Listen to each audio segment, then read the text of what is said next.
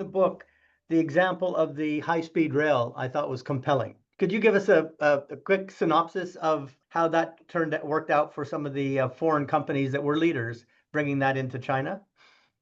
Yeah, and it follows a common pattern. And the government is spending hundreds of billions of dollars to electrify and to expand with hundreds of thousand kilometers the rail route.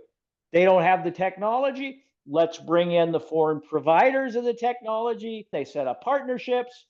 The partners basically, as one condition to work in China, the Chinese want their access to their technology, seems to make sense.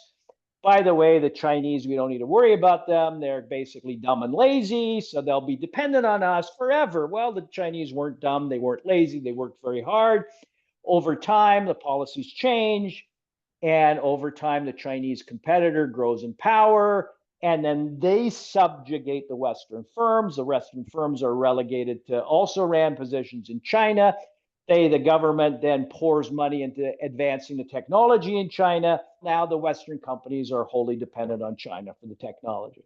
They've taken that technology and through their piggybacking on Belt and Road, they're now saying, well, Yeah, and they've taken that now, that technology, as a global competitive advantage.